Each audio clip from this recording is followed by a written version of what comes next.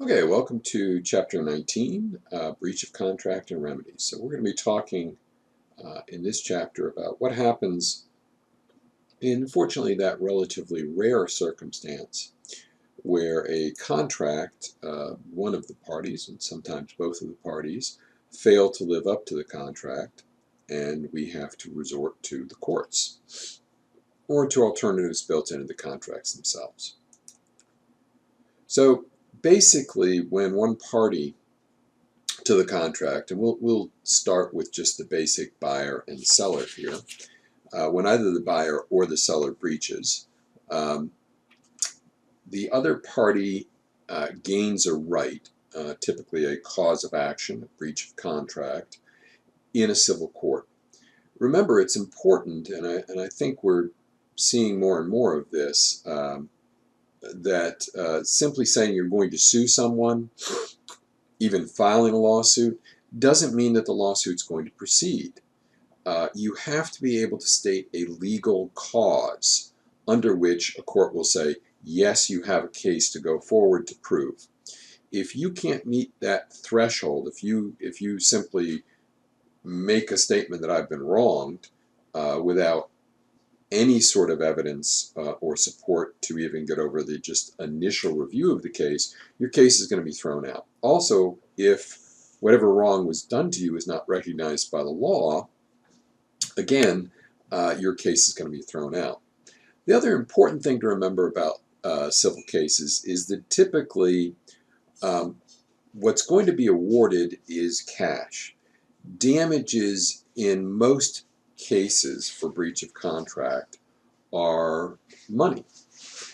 They're not in order to perform. They're not what we call specific performance. And the reason for that is it's so much easier to monitor, if necessary, or to enforce an order to pay money than it is an order for someone to do something.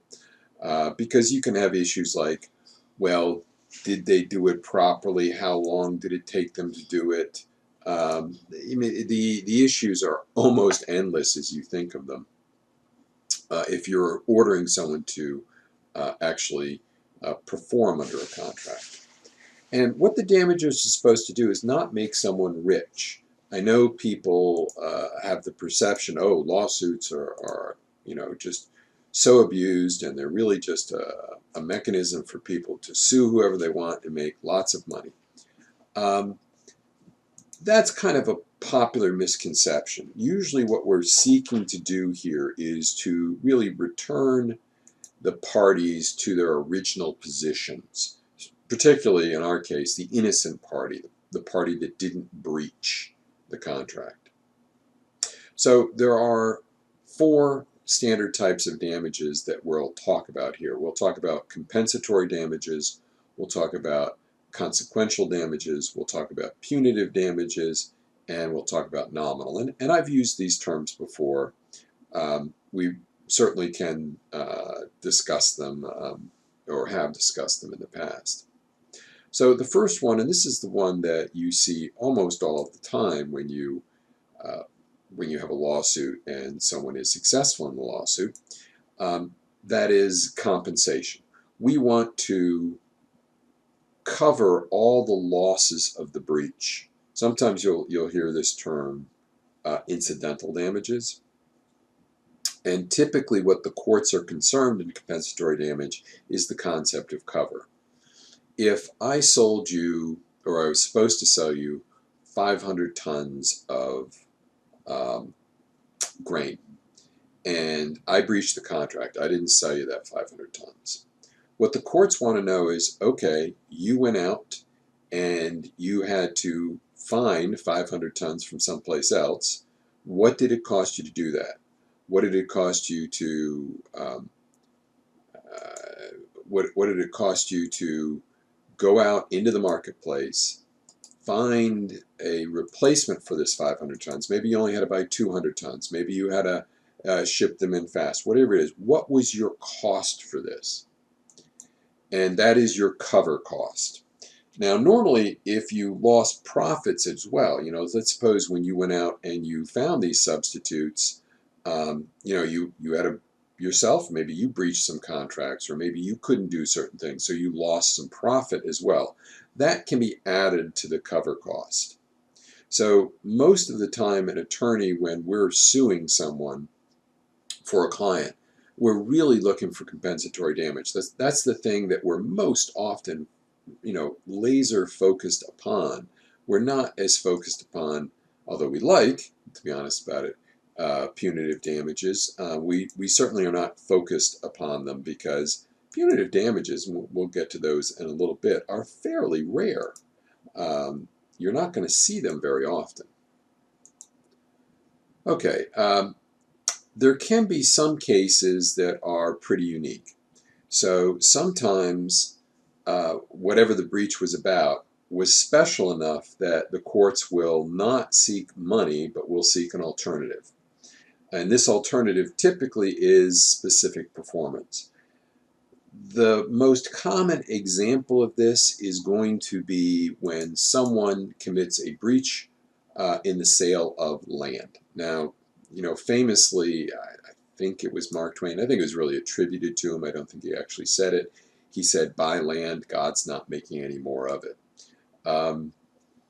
Land is unique. I mean, no one piece of land is like another. And as a consequence of that, and it's also very definable. You can say, okay, this was the land you were going to sell me. This is the land I was going to buy. Now you didn't sell it to me. You sold it, whatever happened. So typically in the sale of land, you may see far more often than others, the court say, okay, you've got to sell them that land.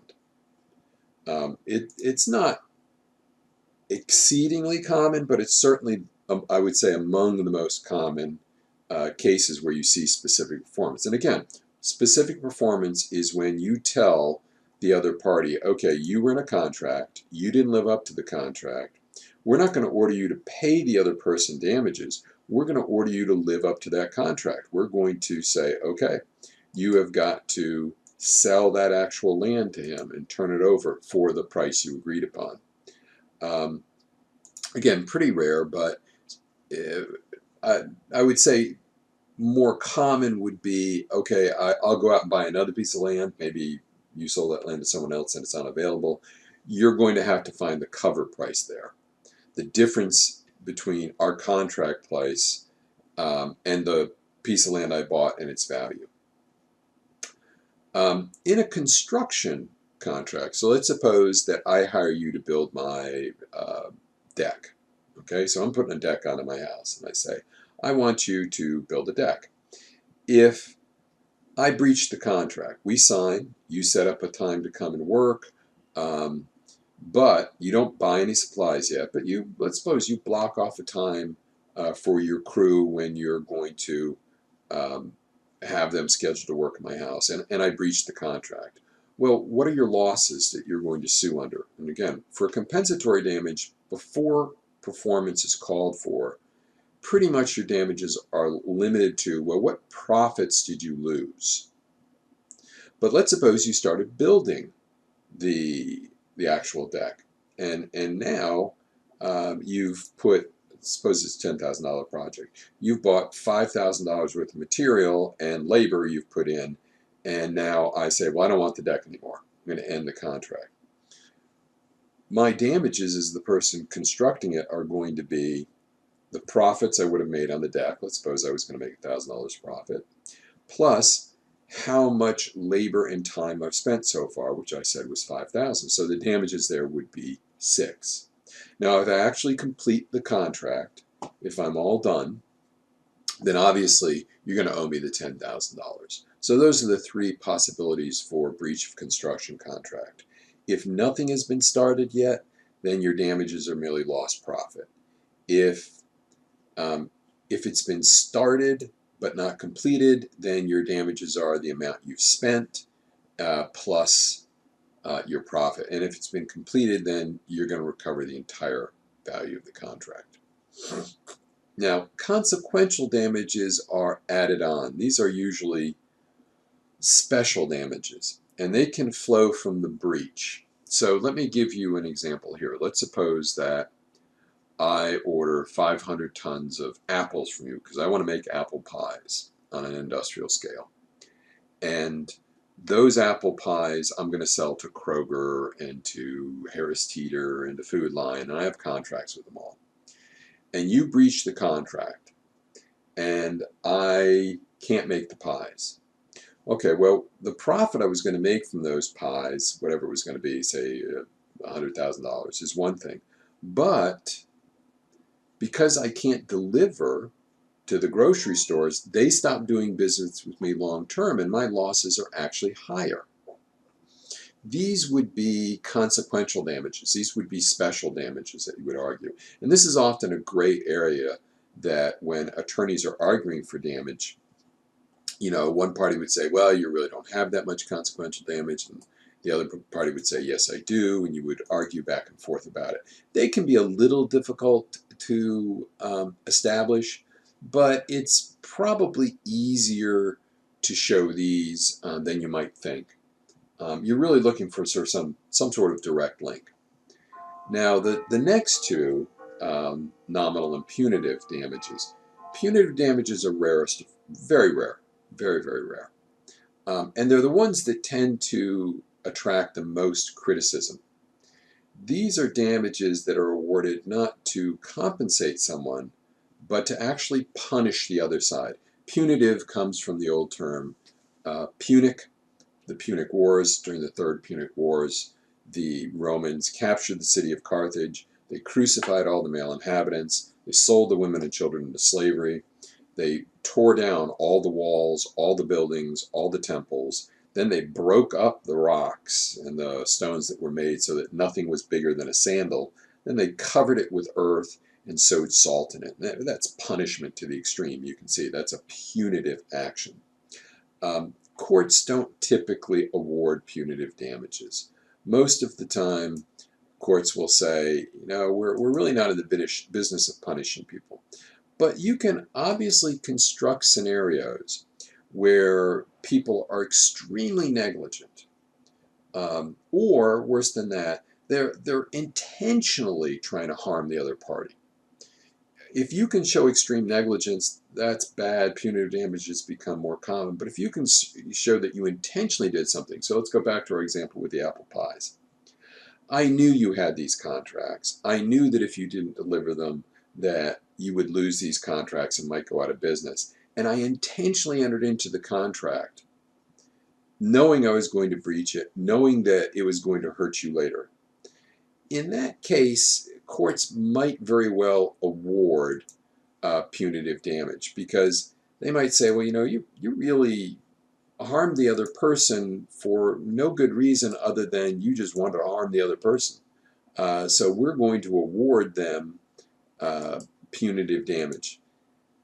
It's fairly rare, but it's really for the sort of egregious behavior that you sometimes see people commit. Now, obviously, businesses, particularly larger businesses, don't like this at all. They would dearly love to get rid of punitive damage because it really could be of a substantial injury to them. An example here, and I think I mentioned this before. Ford made a car called the Pinto, and they discovered that the Pinto had a design manufacturing defect where the gas tank was located improperly in the car and would cause, in certain rear-end collisions, the car to catch fire and people to be burned. They decided not to recall the car immediately nor to fix it. And the result was people suffered some very grievous injuries. Now, they did this on the assumption that, well, if we paid consequential damages, okay, and compensatory damages, we would spend X amount of money. Let's just make up a number, $1 million. But if we actually had to go in and recall everything and fix it, it would cost us $10 million. So let's just keep it as is and let the people get burned, which is essentially what they said. When juries found out about this, juries said, well, we're going to punish Ford for this. We're going to set an example so that nobody else values human life so casually. And they started awarding very large amounts of money. So those are punitive damages. And obviously, since that time forward, particularly for major safety violations, companies are very hesitant to not do these safety recalls, even if it costs them a lot of consequential damages, because they know those punitive damages are floating out there. All right, so nominal damages. Let me start with an example there. One of the reasons, by the way, I'm using examples is, like a lot of people, I watch TED Talks, and they said that in these online lectures, it's very helpful to provide examples and stories with the concepts as opposed to just straight definitions. So that's one of the reasons I tend to tell a lot of these stories. But let me give you an example of nominal damages. Years and years and years ago, there was a doctor, and this story was recounted somewhat apocryphally in a book by Leon Uris called QB7. There was a doctor who was accused by a journalist of being a Nazi doctor at Auschwitz and performing certain illegal experiments on human beings. He sued in civil court in England, claiming that this really harmed my reputation, that this was not true, and as a consequence, I should be able to recover damages against him. Well, it goes to court, and sure enough, they were correct. He was not a Nazi doctor at Auschwitz. So you would say, okay, well then we're going to start talking about consequential damages or compensatory damages or possibly even punitive damage. But here, as Paul Harvey used to say, is the rest of the story. It turns out he wasn't at Auschwitz, but he was a Nazi doctor at another concentration camp, I believe Buchenwald, but don't quote me on that. So yes, the journalist got it wrong. He misnamed the death camp where this guy experimented on human beings. So the jury comes back and says, all right, you're right. Technically, he did commit and injure your reputation. And our award to you is 1/2 of 1 penny in damages. So the example there you can see is it's a very, very nominal amount. It's so small, in fact, that you would say, it really is almost no amount at all. Really, because, what's 1/2 of a penny worth? Nominal damages, then, there's a technical breach. It's very minor. Judges tend to be a little upset that you even go and ask for them because they tend to think, well, we've got better things to do. So very often nominal damages, they kind of tick off the court.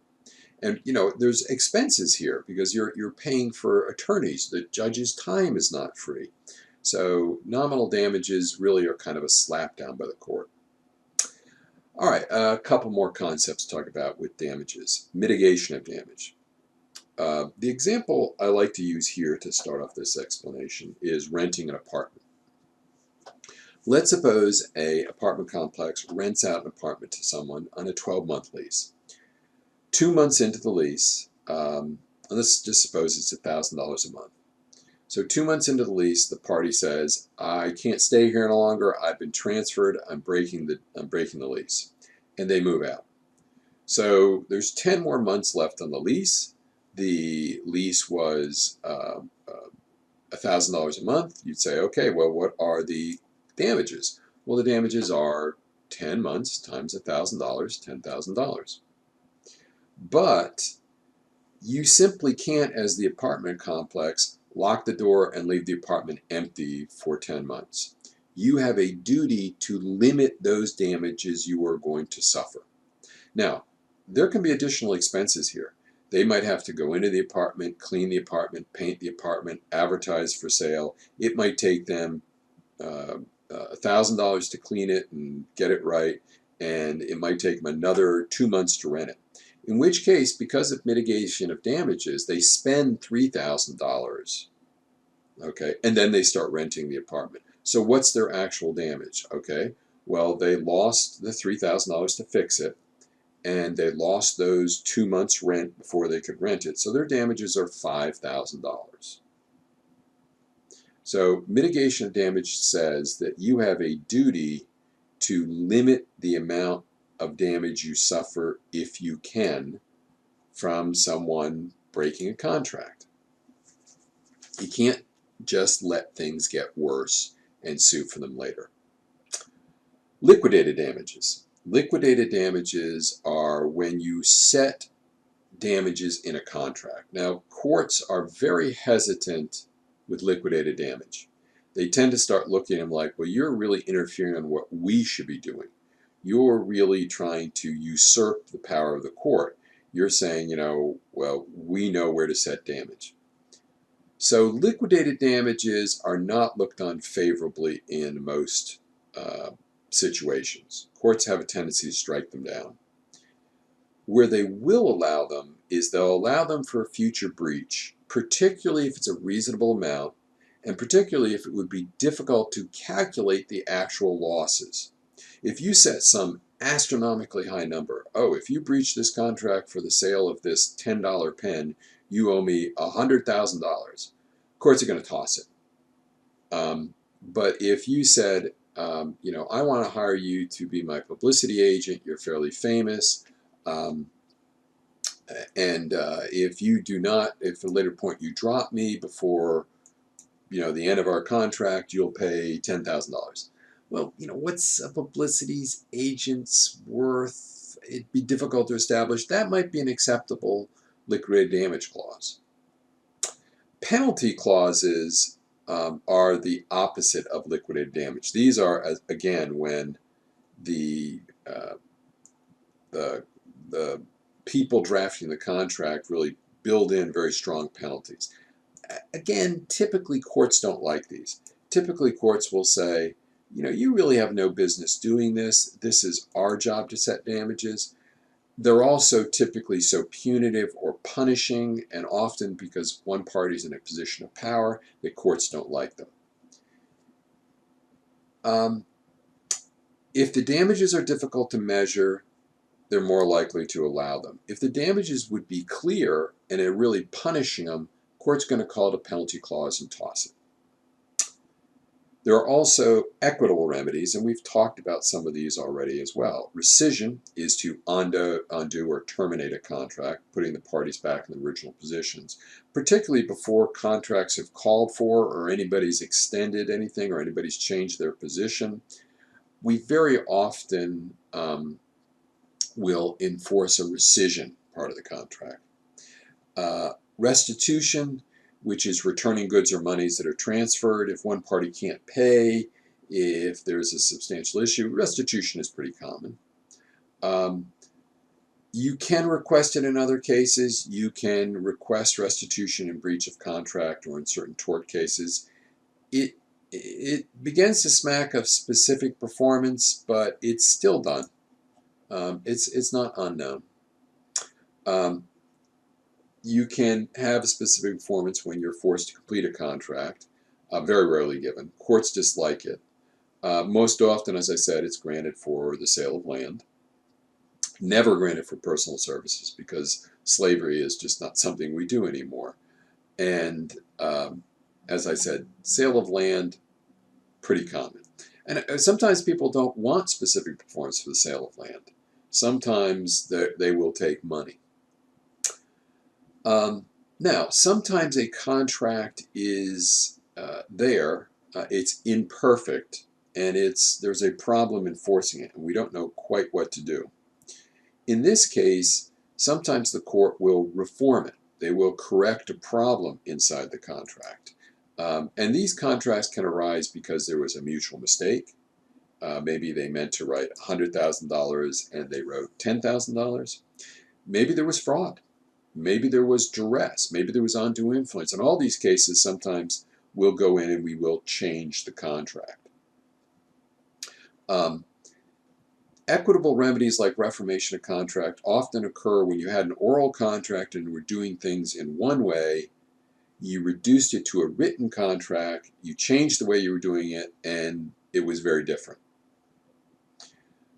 You also see equitable remedies of reformation of contract when people get too extensive in their covenants not to compete. And I talked about that, I believe, in the last lecture, where in North Carolina in particular, courts don't like restrictions where they say you can't work in this profession for 2 years.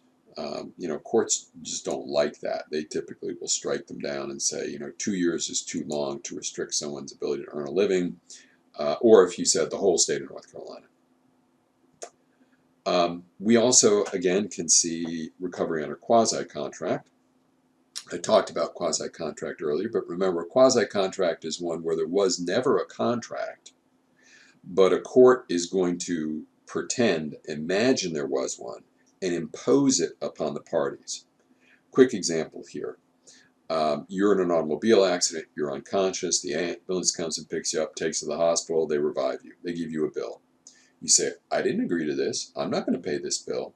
Courts will say, yes, you are. A reasonable man would have consented to this contract if he could have and been awake, so we're going to impose it. And you would expect to be paid.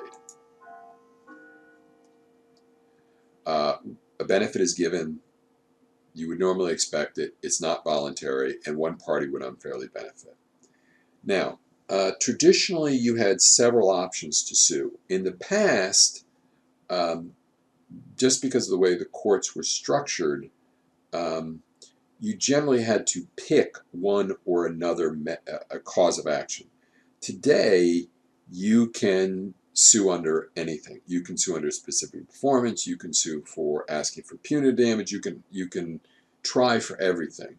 Although typically, if you're asking for a specific performance, you're not going to get both. You're going to get one or the other. We do try to prevent double recovery. We don't want you coming out of a lawsuit better than if you've never been in it. The UCC, however, says, knock yourself out. Go for everything. Again, though, you can take the one that's most beneficial to you. You don't have to suffer a loss ever under the UCC, but the UCC is not like the old system. And I will make it clear the old system has largely been replaced by the new system that says sue under multiple theories, take the theory you like best, that's the one you can proceed with. Sometimes one of the parties will waive the breach. Sometimes what happens is somebody messes up and the other person says, that's okay, I'm not going to sue you for it. Now, sometimes people waive the breach and then later come back and decide they're going to sue. So, and there can be a fight. Can the kind of waiver to later sue and recover a breach, can you revive it? And the answer usually is yes, you can, particularly if there's non-performance in the future. One waiver doesn't mean you waive all future breaches to a contract unless a pattern of behavior is established. If you were always supposed to deliver 500 tons of coal to my business for heating on the 15th of every month, and every month you were between 1 and 3 days late, and I never said anything for 5 years, and then one time you're 3 days late and I say, that's it, contract's over, you breached.